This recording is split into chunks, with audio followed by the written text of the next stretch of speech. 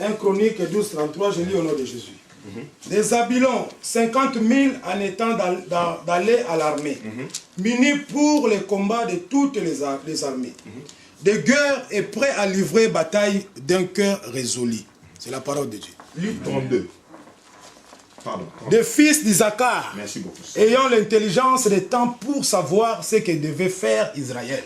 Amen. Des 100 chefs et tous leurs frères. Là. Tu peux en répondre encore, mais tu t'arrêtes là. De fils d'Isaacar, ayant l'intelligence de tout pour savoir ce que devait faire Israël. Amen. Chez moi, on dit en fonction des circonstances. Amen. Amen. Amen. Les fils d'Isaacar, ils avaient l'intelligence concernant les temps. Mon frère, ma soeur, as-tu de l'intelligence concernant les temps? Amen. Amen. Qu'est-ce que tu fais avec ton temps?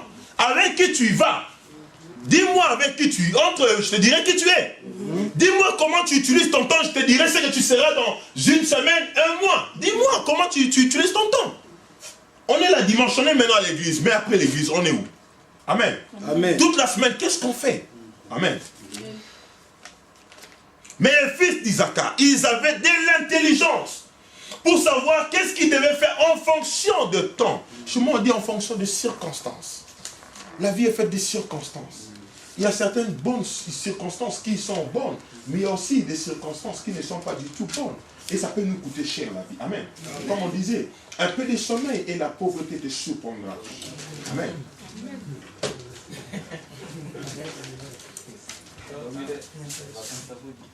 Il devait agir en fonction des circonstances. Amen. Amen. Voilà pourquoi, mes amis, dans mon cœur, quand je parle comme ça, j'ouvre mon cœur. Amen. Pour dire ce que je peux dire aujourd'hui, parce que je ne sais pas demain. Peut-être demain, on ne se verra plus. Peut-être demain, ça sera, je ne sais pas. On ne sait vraiment pas. C'est comme maman Sylvie aujourd'hui, elle n'est pas là. Hein? Elle n'est pas là maintenant. Mais on était là hier. Mais elle n'est pas là. Et qui sait demain qui ne sera pas ici? Amen.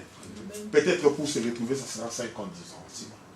Amen. Amen. Mais alors, on doit savoir faire les choses maintenant. Parce qu'on ne sait pas ce qui nous attend demain. Amen. Amen. Amen. Les fils d'Isaacar, ils avaient de l'intelligence. Laisse-moi te dire une chose. Ça peut paraître bête comme exemple ou pas très cohérent, mais je veux le dire. Le soleil, par exemple, avec tout ce qu'il fait, la lune tire profit, tire avantage du soleil.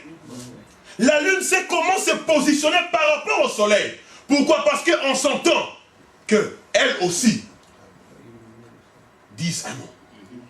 La lune peut parler parce que le soleil est là. Sans le soleil, la lune ne rien. Amen. Amen. Amen. Amen. Il est temps de fois de voir avec qui je dois être. Ça dépend un peu de réflexion, comme on a lu l'autre jour. Un peu de réflexion. La réflexion va te garder, l'intelligence va te protéger. Avec qui tu peux être. Je ne serais pas là en train de vous prêcher si je n'étais pas avec lui. Amen. Amen. Il faut savoir avec qui être. Même la lune a fait un choix, a choisi le soleil. Être avec le soleil, mais profitable. Pour que moi, j'ai une saison. À ma saison, le soleil n'est pas là. C'est moi. Mais comment je peux rendre le meilleur de moi-même? Pour que je rende le meilleur de moi-même, je dois me positionner par rapport au soleil. Attirer tout ce que je peux attirer. Profiter de tout ce que je peux profiter. Comme ça, moi aussi, je peux venir. Amen. Et tout le monde peut me voir. La lune est là, on acclame. Mais, à vrai dire, on acclame qui? Le soleil. Amen. Quelqu'un peut acclamer le Seigneur.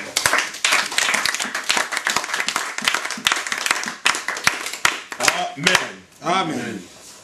Mon thème, je serai court. Send me back to my place. Retourne-moi à ma place. Amen. Retourne-moi à ma place. Ma soeur, aujourd'hui en tout cas, ta voix là, ça me plaît. Parce que moi, j'ai une voix là et je trouve que sa voix, ça pompe. Samuel chapitre 5. Ok? Le verset 1 jusqu'au verset 11e. 1 Samuel chapitre 5. Papa, 1 Corinthiens, le chapitre 3, le verset 16. Et puis entre temps, tu prépares aussi 6, 19, 30 Corinthiens. 5. Il sait pas. Il n'a pas dit le verset.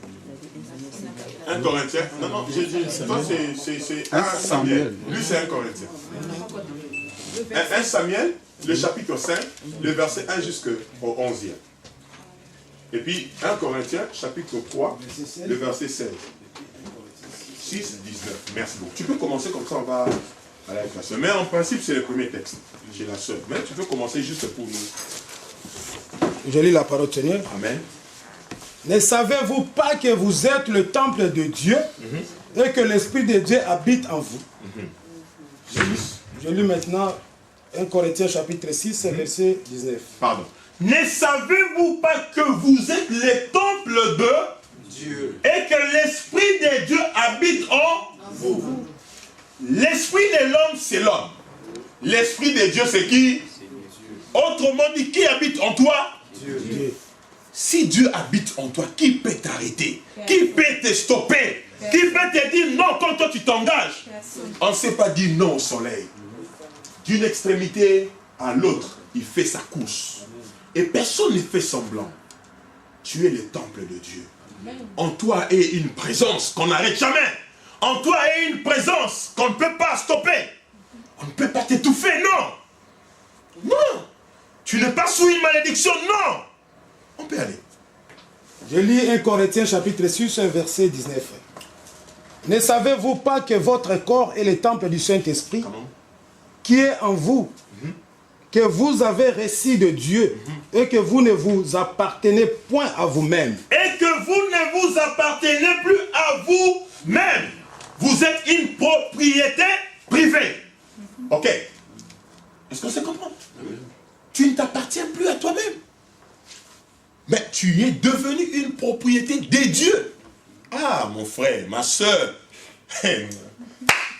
On peut me voler mon truc à moi, mais pas les trucs de Dieu. Tu fuiras où? Ah, dis non. On peut, papa, on peut te voler ton téléphone là. Mais le téléphone de Dieu, qui peut voler? Pour fuir où?